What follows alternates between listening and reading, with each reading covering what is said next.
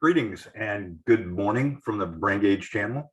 And how rare is it that somebody that just feeds the chickens and the pigs and then comes in and answers a question about the brain gauge and any neurophysiological questions you might have. This is a Q&A. Someone always asks this question, and so I'm just going to go ahead and answer a few of the ones.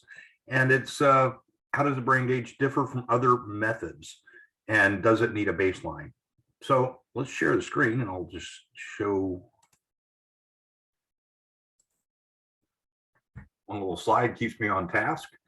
And so how does brain gauge differ from other methods? Well, first of all, we don't need a pre-injury or a pre-disorder baseline test, and what you find in a lot of, and particularly in concussion, if you're familiar with high school or college athletics, or people take tests preseason in the anticipation of getting a concussion, and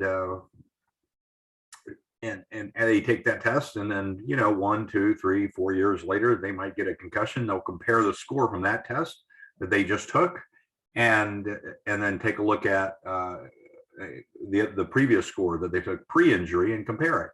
And as you know, there are many problems, or as you can suspect, there's problems with that, because your pre-injury your pre-injury baseline that you say, let's say you take it before your freshman year of college, 2 or 3 years later, a lot of things have changed.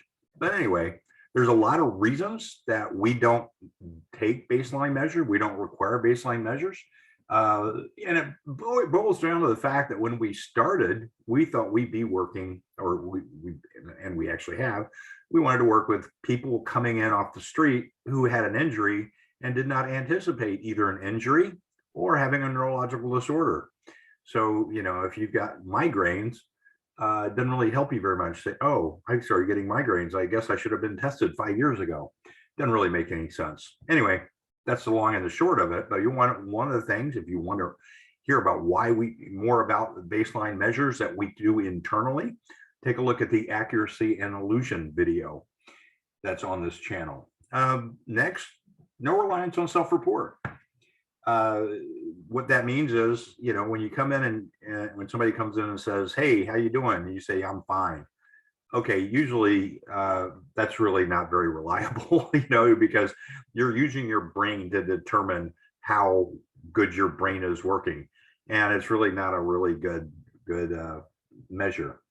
The brain gauge is not language-based, and there's a lot of differences between different demographic groups, and how they interpret language, and how well they interpret what they read. And everybody reads questions and answers questions about whatever these tests are about, learning and memory, and a lot of tests. It's agnostic, works with any neurological disorder. What that means is that we're not limited to testing just for concussion or just for any particular thing. The whole strength of the brain gauge is that you can track the progress of whatever problem you have, and you want to see how well are your supplements working, or your nootropics working, what effect does exercise have. It doesn't matter, but it's physiologically based, and the brain gauge targets brain function by probing the brain with tactile inputs. And it's not psychosocial, which is what a lot of the tests fall into that category. And a lot of the tests that we're comparing to actually are very specific. In other words, you'll have tests for, say, an anxiety survey or a pain survey, or tests that are only good for concussion, or tests that are only good for autism. Ours is, like we said, it's agnostic. We don't play favorites. And there's a low administrative cost. A lot of people, a lot of these questionnaires that people are administered, they require somebody to oversee it. This basically, as long as someone can read, they can sit down and take the test, whether it's, you're testing yourself individually, or you're a clinician and you want people to test. You sit down, take a test, and then before you know it, you'll have results that, you'll have a nice little history. Anyway, that's just meant to be a quick quick stop and share, and hope you have a great day. Just wanted to answer a few questions. Have a good one.